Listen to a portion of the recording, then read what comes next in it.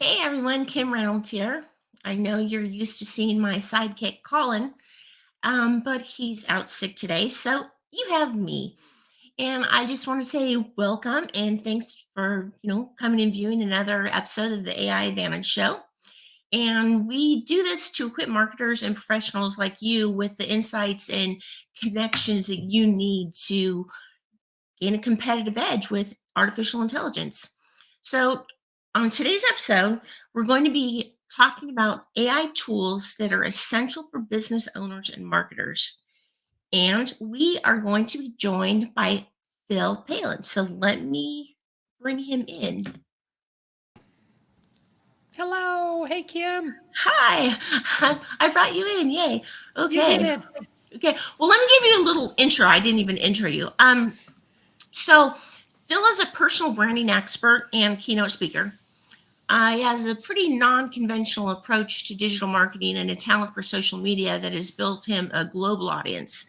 As a brand strategist, Phil has advised hundreds of brands from over 30 countries, including a shark on Shark Tank. So that's pretty cool. Oh, and a Nobel Peace Prize winner, politicians, and some very other important people in entertainment.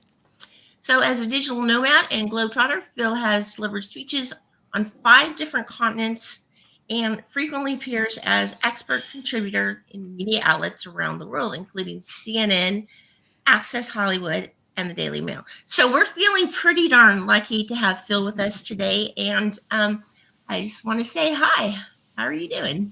I'm excellent. Thank you for that intro. And I'm super excited and happy to be here. Has to be probably the most requested topic in conversations and with clients these days. So to be able to chat with you, someone who gets to talk about it weekly and is someone who's also in the trenches on it, I'm very, very excited to be spending this time with you. So, how did you first get involved with AI? I'm really excited to answer this question because it's Okay. unconventional, actually. I, around the time of the pandemic, had decided that creating content on YouTube was probably a good idea for me. I like making videos, I like teaching people how to do things.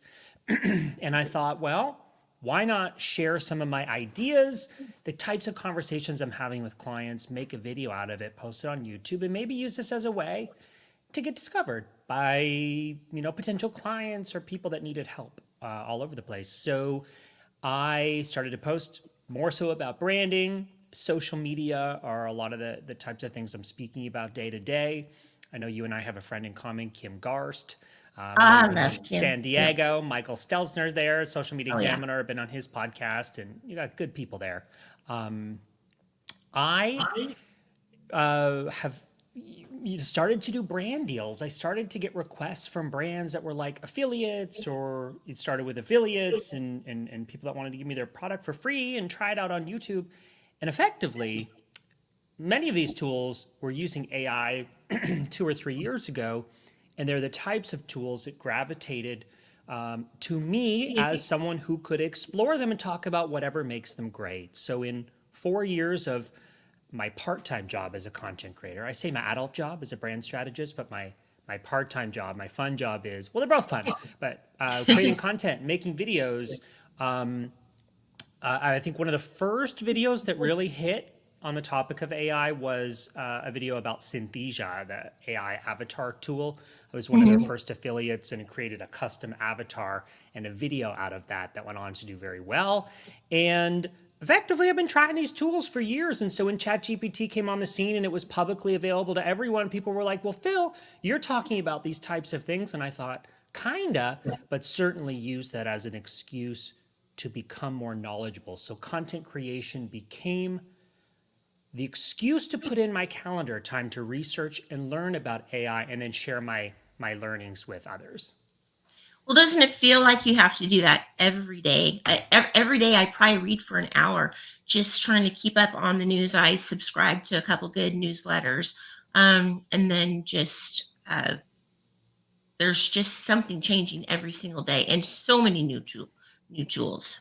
Yeah. You know what, So Kim? I remind myself, and I'm going to remind you that it's probably impossible to stay on top of it. These great newsletters that I also subscribe to are probably part of the same ones.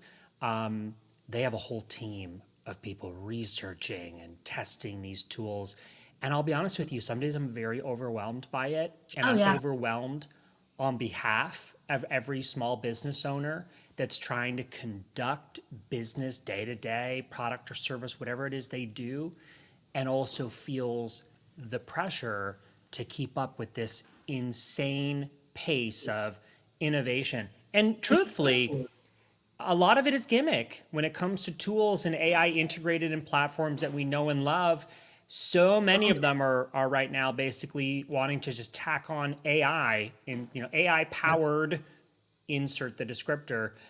Very few of them actually are integrating AI in meaningful ways, and those are the ones I'm trying to focus on, and also just like remind people to take a deep breath that you're not behind. You're not behind yet. We day to day we need to focus on what's important, which for a lot of us is a day job. It's a means of working and doing whatever we're doing.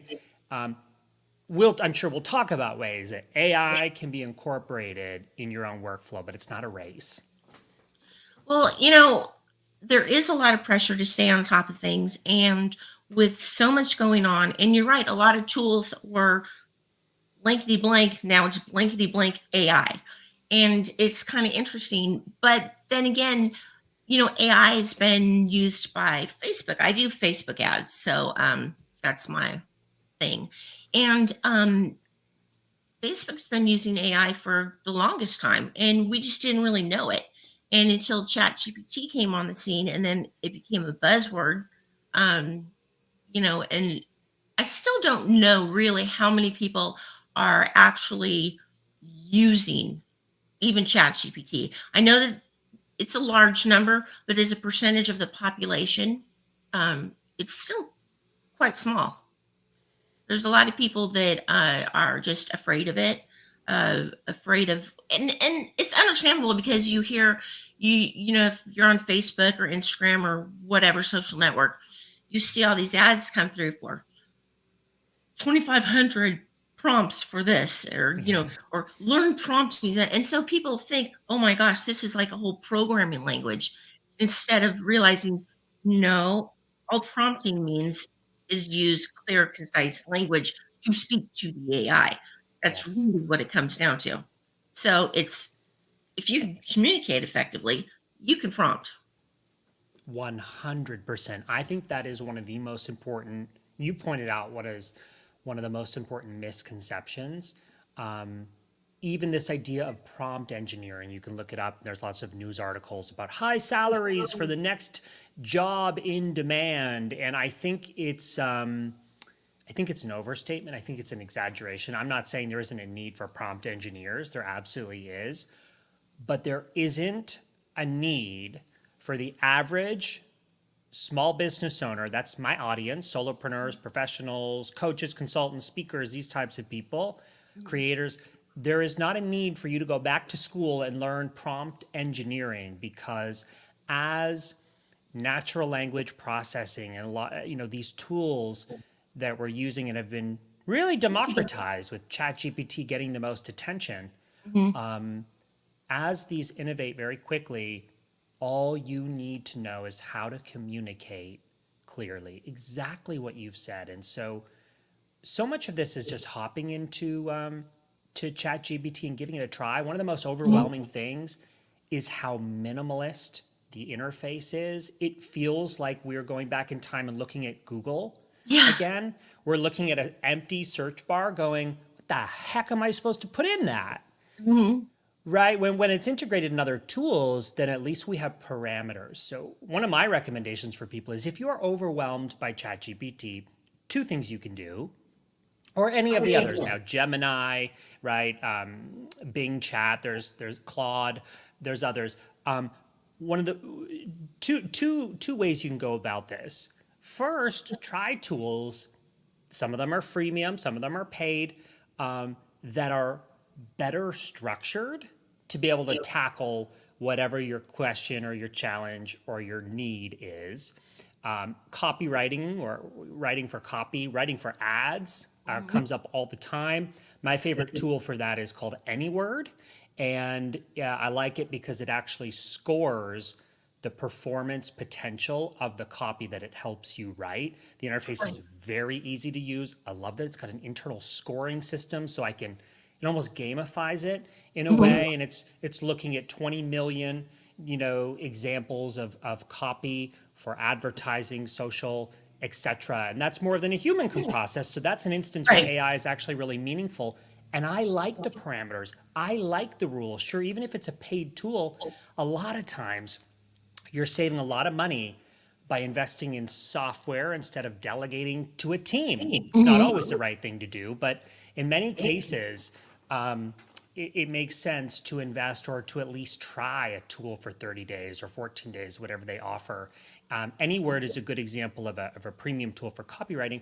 The other thing I recommend people, if you want to go the free route and you're overwhelmed by ChatGPT, install Web ChatGPT, which is a free Google Chrome plugin that will display the search that you put into Google, okay, right beside what would come out of ChatGPT if you had typed the same thing into ChatGPT. So it works with Chrome. You go to Google. You could type I don't know, reviews on Super Bowl halftime show performance, let's say, something like that. Okay. And we'll see what Google, obviously, because you're typing into Google, we'll see what Google results come up. And then you'll see the same result as if you were to go to ChatGPT and type it into there. This is how I taught myself where or how ChatGPT could actually serve me better in some contexts than Google. Google's great, but until you have a point of comparison, Right.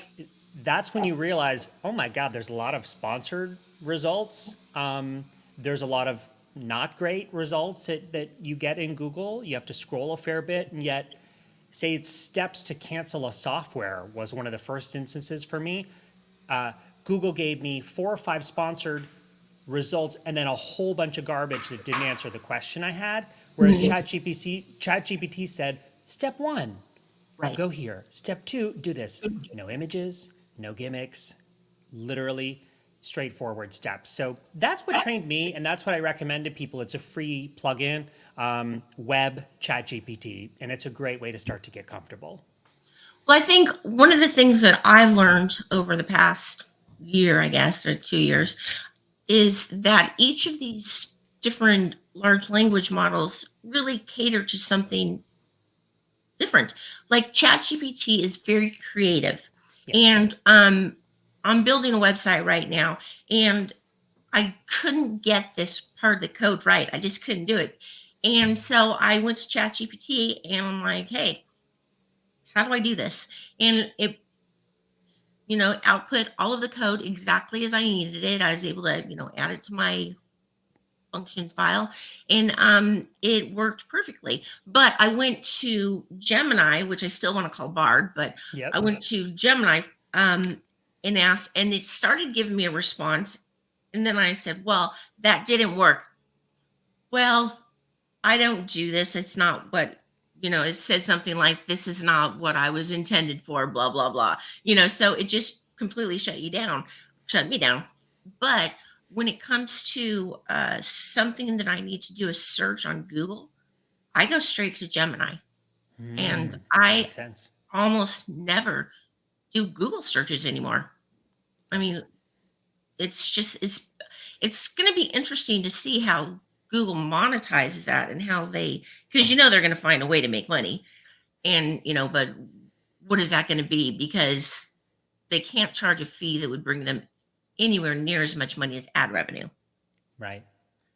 So Right. It's going to be very interesting to watch. You brought up something I think that is so important earlier when you were talking about communicating with these platforms. Getting comfortable just using everyday language, I think, is what it takes to start to find a need for, be it Gemini, Bard, Claude. I'll be the first to admit also, because we've got 4 solid options, Mhm. I tend to open ChatGPT first because I'm now trained. I've Mhm. trained myself to do it. But this month, I'm much more consciously, I've actually thought about canceling my ChatGPT Pro account just to force me into getting more comfortable with the other platforms. I know some people, much like you've said, some people prefer a handful of them for writing code versus Mhm. others. Um, I love the interface of Claude. I think it's a really nice, clean interface. So for minimizing overwhelm. But once ChatGPT got connected to the internet, I was using Web ChatGPT actually to connect it to the internet. But now that it's connected on GPT-4, it has become like a colleague of mine. I know that sounds crazy to say, but It's not. It's not. I I, totally get it. yeah, I don't. A lot of times before, when it would take valuable minutes of my day to finish an idea, Mhm. I go to ChatGPT with the start of an idea and not always knowing what I really need in a concrete way in the end. Very different than when we go to Google, we would go with a question, right? Google Right. structured around a question. Bring us a question, we give you an answer. And now I go to chat and I'm like, I want to start researching this topic, but I'm not even sure what to ask you yet. Give me some ideas. Like that's an example of something I could type in a ChatGPT, and that is a Yeah. perfectly kosher place to start. And it's just a neat. I love that it's. I love that it's forcing us to think critically and think creatively. That brings me a lot of joy. This is a little off topic because it's not business related, but what are your thoughts on kids in school being able to use Chat GPT? Great question. I gave a talk, I gave a keynote actually for, I think it was 50 colleges and universities up in Canada and the US in November. And this came up. It was universities, but obviously the same, even more so, applies to young people. I mean, not to date myself here, but I remember doing my first few Google searches, Yahoo searches. I was in grade 6, grade 7. I did a project on whales. And I remember going to Google or Yahoo at the time and finding images and information about whales. And that was forced innovation. That was, well, here's the technology. Young people now need to learn how to use it. So it's interesting how, again, not to date myself, but a few decades later, we have encountered the same thing. Mhm. Information is accessible in new ways. Scary because it's so different. Scary could be argued because now a essay could be written by the use of technology. It's scary when you compare it to before because the role of technology changed so drastically so quickly. But at the same time, I think it underscores, I think AI in general paves the way for humans to focus on what humans do best. That is interweave experience into a narrative or a perspective, a viewpoint, right? Our lived experience, AI will never have that. Right. Storytelling is very, very, very relevant in what I do day to day as a brand strategist. Mhm. You know, people will typically come to me and I hold up a mirror and say, hey, here's what I see and hear, and here's how I think we should wrap this up in visuals and in language that's going to position you to appeal to your target market, right? Your ideal client. So I'm an optimist. So I don't know if I'm a good or a bad person to talk to about this, but I see a lot of positives with AI allowing humans to be more critical in their thinking and in a lot of ways be more creative. More creative. I can think of an example off the top of my head. I was using Adobe Firefly to generate an image that I could not source. I Right. was working on a PowerPoint, or I was working on a like a presentation deck for an airline, and it was very specific. I wanted to create a cake that looked like an airplane that was made out of chocolate and marshmallows. Okay, it's for an airline, so it has to be in the shape of an airplane. And I couldn't find a stock image for this, obviously. If I Yeah. wanted to, back in the day, I would have had to actually make this cake, stage it, and photograph it. Instead, I opened Adobe Firefly. Version 2 is even more exciting than version 1. It's still in its beta, so can't be used for commercial use. But version 2 allows you to actually select a reference image. So I was able to say chocolate, airplane, airplane made out of chocolate with marshmallows and confetti. And within 5 seconds, I was given 4 different options of exactly what I was looking for. And better yet, I was able to upload a reference image that I found from Adobe stock of chocolate covered marshmallows, which then styled the airplane accordingly to that reference image. Much better with visuals, but I'm trying to kind of describe it to at least give the viewer some idea. So that's an instance where actually AI enabled me to be more creative about my cake and about my prompt. And I find in so many instances, I'm looking at an image now going, what could I do to enhance this image? Not in a way that's a lie, not in a way that is deceiving, but in a way that, for example, I was just in Turkey. I posted an image on Christmas of me with a cat in Turkey. I added another cat in the photo that looked real, added a wreath on the brick wall. I put this on Instagram. I didn't make the image something that wasn't true. It was actually an image that represented my journey, things that I actually saw in Istanbul. So I'm excited by how it's making us creative. And those are a few examples. Well, I think, and I've thought about this a lot because I have a teenager and he does not really use ChatGPT or any other tool. He's like, oh, leave it to mom. That must be old people stuff. But, I think schools should embrace it and schools are going to have to change what they're teaching. They need to focus more on communication, written, oral, whatever. They need to focus on critical thinking. Yes. And they need to focus on how to bring creativity into every aspect of, every assignment, everything that they learn. I think school has to be completely redesigned. And, I don't know how that's going to happen or what that's going to look like. But to tell these kids, oh, you can't use these tools. Well, some are so good. How's the teacher going to know? You put it through something to check to see if it is actually AI written. Even those tools aren't. They claim to be 97% accurate, but they're not. Yeah. No, absolutely. Just throw in a misspelling here and there, a comma mistake, and you're golden. So, I think that rather than ban them, they should embrace them. You're completely right. And I often think now about school and maybe the time that was spent doing something that really has nothing connected to what I use day to day in my job and in my even just everyday life, going to fix something in my house or mount a shelf and things like that. Like I wonder if school, and I don't have the answers, but I wonder if school will be reconfigured around the types of tools and creativity and knowledge and critical thinking skills that will actually be really useful for people. I'm interested, will young people be taught the skills to decipher real from AI? That's really interesting to me, and I think that those are really interesting things to explore. Even if we don't have the answers yet, just the act of kind of exploring that, I think, is a move in the right direction. I wish that in school I learned more about languages. I wish it wasn't an option.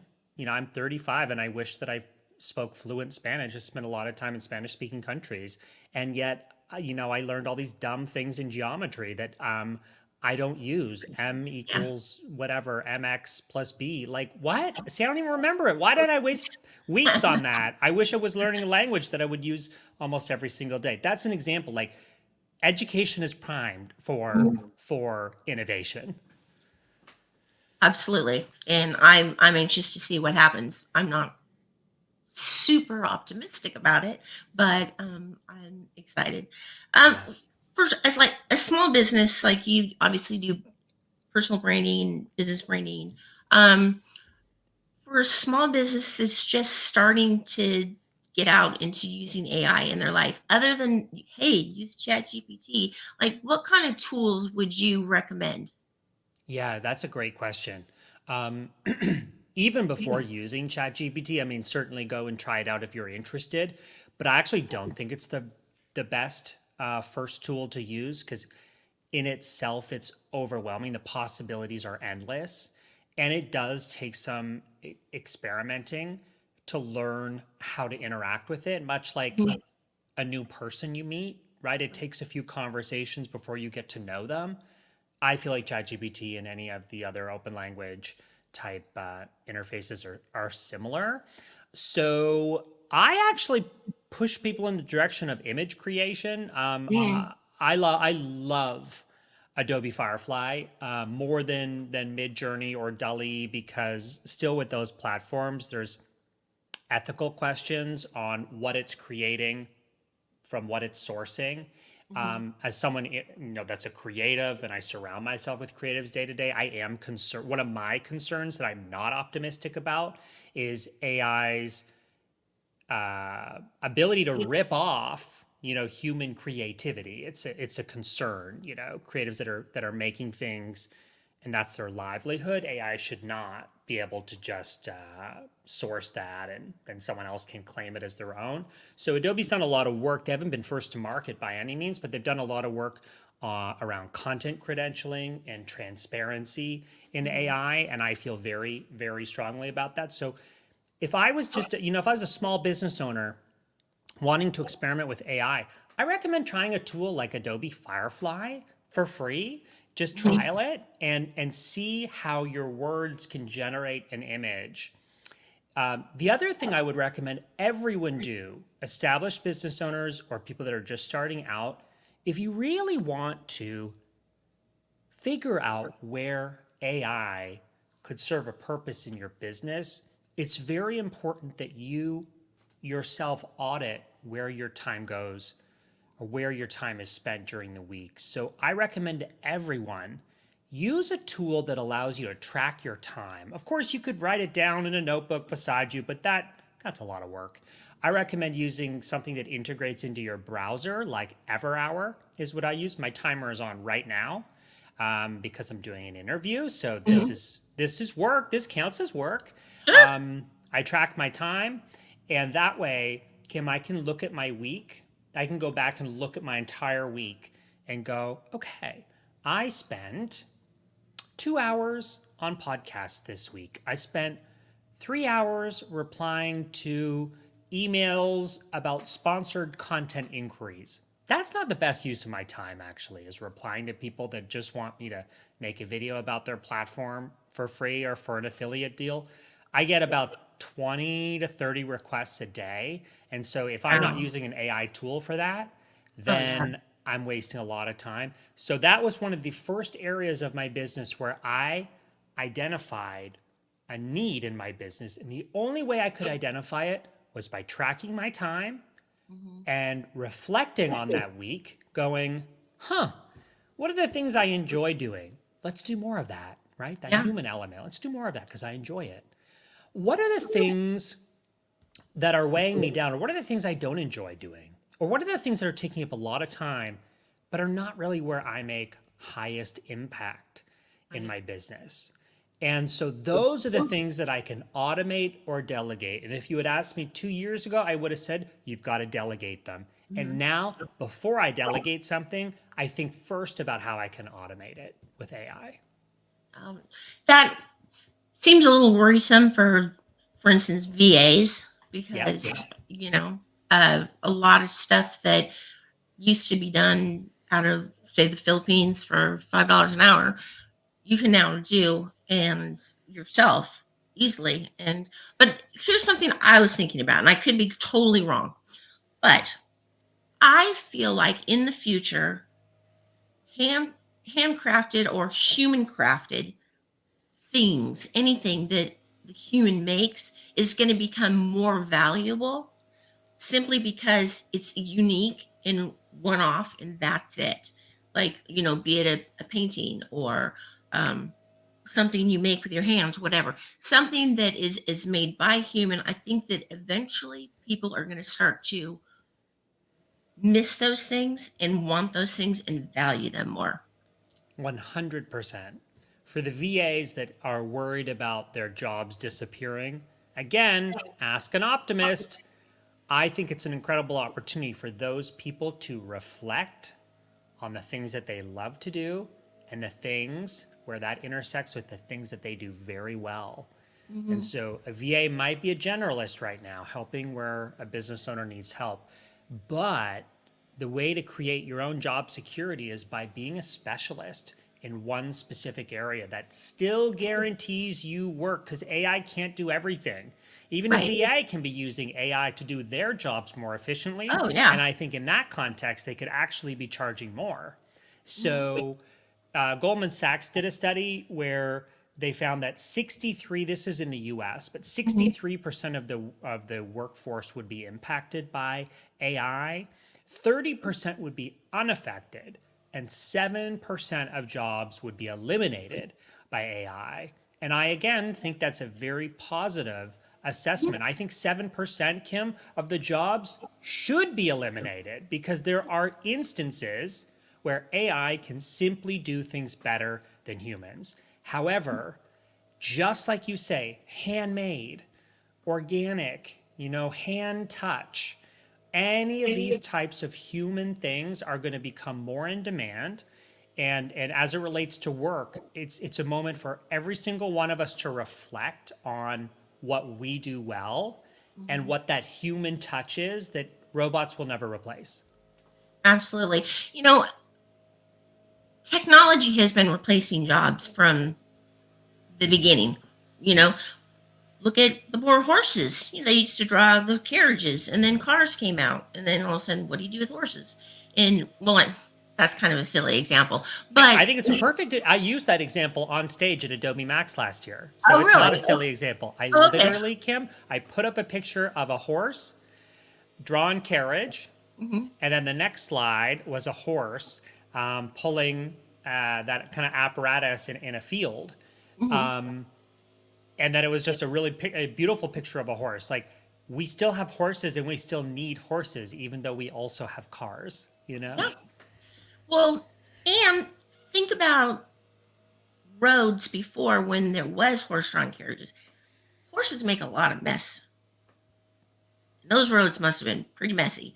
So that's another job eliminated, the person who had to go out and clean up those roads. But, I think that no matter what age you are, um, even my age, you have to really think about how you can change with technology instead of fighting it. And how do you embrace it? How do you make it your friend, or you were saying, almost a business partner? Because that's the way I look at. I use a tool called Magi, which I don't know. Magi, yeah, you've heard Magi. I love Magi because I can seamlessly switch between the different models, Claude or um, ChatGPT, or gosh, there's like 7 or 8 of them now. I And can also Magi allows you to organize yes, your conversations better, right? absolutely, and create personas, which is incredibly helpful. And because I I remember one of the first ads I saw out there was train ChatGPT to sound like you. Yeah. Like this is how you do it. Well, what they weren't taking into account is context window. ChatGPT only has, I mean, it's gotten larger, obviously, but but you have to reteach it over and over. And then Dustin came out with personas for Magi, which was incredibly helpful. It's like giving instructions to ChatGPT. And so I love that. I love that tool. I usually open that first. It's open right now. I always have it open. That's And cool. Oh, I love hearing what tools other people are using and which ones you gravitate to, because it means that you've found meaning, you've assigned meaning, importance to that tool, and it's become an asset. And that's how we start to filter the gimmicks, which there's a mhm, lot of, right? Social media tools, let's say, that all of a sudden are powered by AI, but they're still using GPT 3.5 to Mhm. write text. It's like, that's by the time you launch that and told everyone, technology's already evolved. So I love hearing the tools that people open on a routine basis because I find it inspiring. I'm like, ooh, I haven't tried that. I want to go try it after this. That's what I'll do. Yeah, Magi is fantastic. Another tool that I think is fantastic for business owners that maybe aren't sure exactly how to embrace AI is a tool called Custom GPT, and Yeah. it's a chatbot, but it is a chatbot on steroids, and it ingests everything about your business. It looks at your sitemap, all of your content. You can upload PDFs of whatever you want. I mean, I can't sing it, and it's amazing the way that it can help stores like Shopify stores to sell more because they have a available agent that is around 24/7 and that knows everything about the product and can suggest things and tell pricing. And I think that is probably one of the easiest and most lucrative ways to get involved with AI. And That is there's a lot of chatbots out there. I wouldn't recommend all of them. I would definitely recommend Custom GPT. That's cool. I have not tried custom GPT, but I've dabbled with Chat GPT's now own ability, or the ability it'll give its users to create their own GPT. So we're working Mhm. right now on a GPT for me that would give obviously branding advice and help my team create content that sounds like me Right. at scale. I still go through the content before it gets published because I even push myself to add a story, add a Mhm. visual, add something that's going to remind people that this wasn't just spouted off by AI. Right. But I wrote this down. I have to check this out. Custom GPT. That's great. It's fantastic. I wish. Okay, so Colin and I are launching something by the end of the month, and I wish that I could talk about it right now because it falls right in line with creating your own GPTs, and it's going to be fantastic. I can't wait, but that's all I can say about it, unfortunately. That's okay. Get us excited. I love it. Yeah. Well, and I'm excited. It's been a while since something like really, really excited me, and this does. So that's part of the website I was working on that was making me insane. But um, I don't know. There's so much in your view. How important is the balance between AI automation and the human touch when building personal brands and engaging audiences in 2024? It's a balance, and it's really important. And in the way that technology is, prompting us to pause and reflect, one of the things we need to reflect on is this question: how can I incorporate more human touch into my brand? And it can be something super simple. Let me give an example. When someone completes an intake form for a brand audit, that would be the service that I would offer to someone as a starting point. Well, it's the starting point for me. Before I do any kind of branding work with a client, we have to do a brand audit first. Oh yeah. One question that I ask is their mailing address. I don't tell them why I ask it, but the reason I ask it is as soon as that automation lands in my inbox, the questionnaire, I see the address, and I walk to my closet and grab a postcard that I sit and I handwrite a thank you note for that person booking a brand audit and for trusting me to guide them forward. And it's very simple. It costs me 50 cents to Yeah. pop into the mail, and I can't tell you how much people appreciate the extra 3 minutes I took to handwrite a postcard. And Kim, I hope that my brand moving forward I hope that people use me as an example. I have lots of things planned over the next year that I plan to roll out, even updating my website and my content. I'm working on a book, all kinds of things. But I hope people feel if anything, technology has prompted me to incorporate more human into that experience. It's really, really super important to me. You know, one of the ways that I think AI is amazing is the way to personalize things. Yes. Like you're talking, you're saying your sentences, whatever, and now and then you mention my name. Kim, da, da. Yeah. That is a very personal touch. People like to hear their own name and Yes. to know that they are being recognized.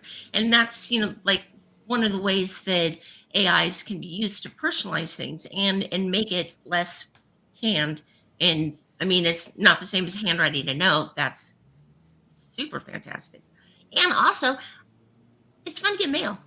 It's fun getting mail. It's fun sending mail. And it costs Yeah. 50 cents. That's the cost of a stamp. And Yeah. it's fun. And I get to sit here and I get to write a little love note to my new client. And nothing brings me more joy than that. The joy that I get from getting to do what I love to do day to day, but also being able to send someone that. Yeah. You're right. You're right. I'm thinking about it every day. I'm like, how can this interaction be better? How can I make this better in a way that technology can't? But you're right. I think some of the more meaningful tools that have integrated AI have figured out how to do this successfully. I've tried an email writing tool called Ellie that is freemium, so people can try it out. But you can choose the sentiment in the reply that you want to send. So it's single click, reply to an email, choose a sentiment like happy, sad, angry, right, and to write accordingly. And then you have the option to add context. So context in a reply to a brand that wants me to be an affiliate deal could be happy sentiment. And then I could say, no, purely affiliate deals. I don't do purely affiliate deals anymore because I get too many requests for it. Oh, I yeah. just focus on the brands that I'm working with that hire me to create a video that promotes them. Right. So that's all I need. No purely affiliate deals. And it writes an email for me that takes me 5 seconds to adjust, and it'll add in the name of the person. It'll add in those details. There might be a few little things I changed, but it took me 5 seconds to write an email instead of 2 minutes, and that has a huge compounding effect. Well, and at least you're responding to the email, because I get a lot of emails from recruiters, Yes. and especially on LinkedIn.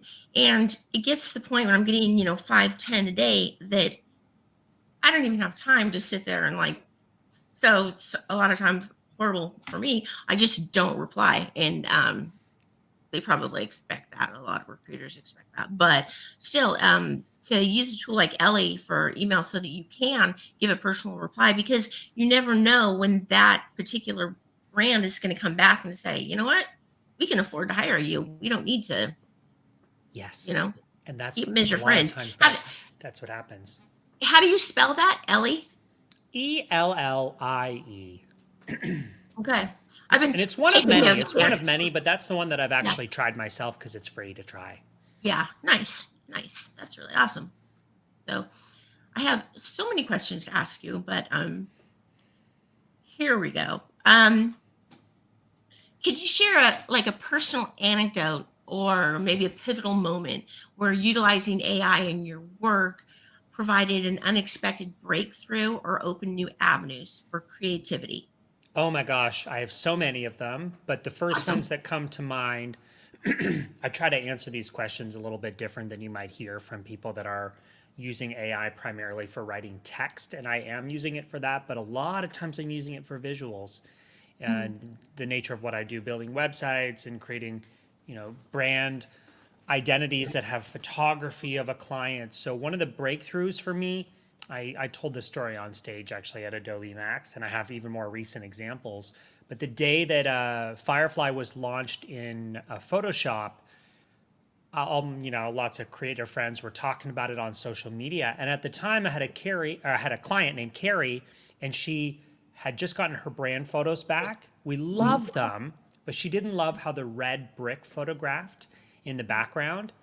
And I thought, wait a second, maybe we should try and change the background texture and color. And I went through about 4 or 5 different iterations until I found something that looks amazing.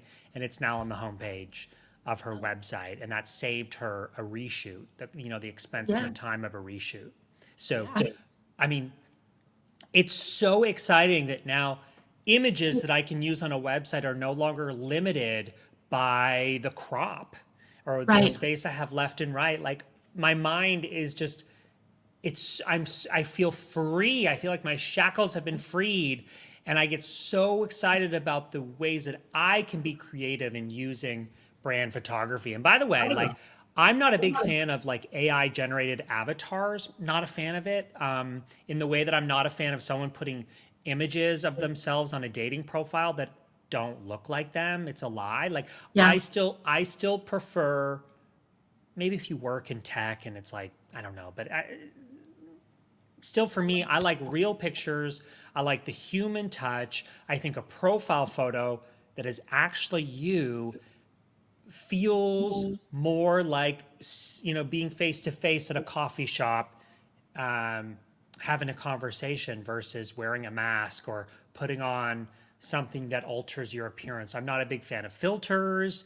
I'm not a big fan of anything that alters your appearance digitally because it feels insincere and it feels inconsistent. Right. Well, especially when you do meet the person in real life, and it's like that's the funny thing about going to conferences is you know these people from Facebook or Twitter or whatever X, and then you meet them in real life in a conference. And you're like, okay, thank God for name tags. Yes, But exactly. And what I'm always after is, how could someone consume me online and then meet me in real life and go, yeah, that he's exactly like I thought he was. Like, that's the highest form of compliment for me, is yeah, that kind of consistency. authenticity too. Hmm. Yeah, interesting. I think